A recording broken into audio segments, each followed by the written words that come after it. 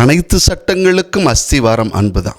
யூத மதத்தில் இருந்த நூற்றுக்கணக்கான சட்டங்கள் அத்தனையும் சுருக்கி 3 எழுத்துக்குள் கொண்டு வந்தவர் இயேசு கிறிஸ்து. அதுதான் அன்பு என்கிற கட்டளை. இந்த நூற்றுக்கணக்கான சட்டங்களில் எது தலை சிறந்த கட்டளை என்கிற கேள்வி வருகிறது. இயேசு அதற்குரிய பதிலை கொடுக்கிறார். கடவுளை நீ அன்பு செய். உன் முழு மனதோடும் முழு இதயத்தோடும் முழு உள்ளத்தோடும் நீ கடவுளை அன்பு செய்.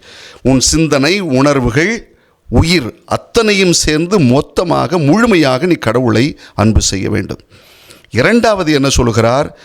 உனக்கு அடுத்திருப்பவரையும் நீ அன்பு செய் என்று சொல்கிறார். பழைய ஏற்பாட்டில் லேவியர் புத்தகத்தில் வாசிக்கிறோம்.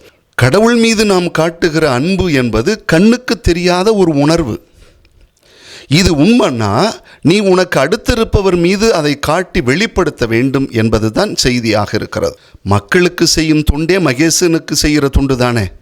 லியோ டால்ஸ்டாய் எழுதிய கதையை தழுவிய ஒரு செய்தியையும் கதையும் உங்களோடு பகிர்ந்து கொள்ள ஆசைப்படுகிறேன். ஒரு முதியவர், பக்தி உள்ளவர், கடவுள் நம்பிக்கை அதிகம் உண்டு. அவர் கடவுள்கிட்ட வேண்டிக்கிறார், கடவுளே ஒரு நாளைக்கு எங்கள் வீட்டுக்கு நீங்கள் விருந்துக்கு வாங்கலை அப்படின்னு சொல்கிறார். சரி நீ போ, நாளைக்கு நான் வர்றேன் அப்படின்னு சொல்லி கடவுளும் சொல்லிட்டார். கற்பனை கதை தானே. உடனே அடுத்த நாள் இவர் அழகாக விருந்தெல்லாம் ஏற்பாடு செஞ்சு வச்சுருக்கிறார். காலையில் கடும் குளிரில் ஒருத்தர் நடுக்கிக்கிட்டே ஒருத்தர் வரார்.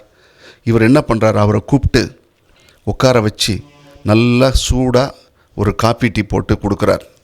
அந்த காப்பியை குடிச்சிட்டு அவர் ரொம்ப நன்றி சொல்லிட்டு போகிறார். மதியம் வேலை, ஒருத்தர் கொலை பசியில் வந்து ஐயா பசிக்குதுங்கிறார். இவர் என்ன பண்ணுறாரு? அவரையும் கூப்பிட்டு உட்கார வச்சு நல்ல ஒரு விருந்தை சமைச்சு கொடுக்குறார்.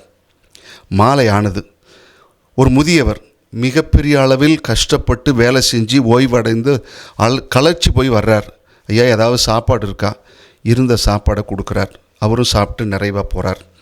அந்த நாள் முடியுது. கடைசியில் போய் கடவுள்கிட்ட வேண்டிக்க போகிறார். ராத்திரி, கடவுளே உங்கள்கிட்ட நான் கேட்டேனே என் வீட்டுக்கு விருந்துக்கு வாங்கினு, நான் அதிக செலவு பண்ணி வச்சுருக்கேன்னு சொல்லு.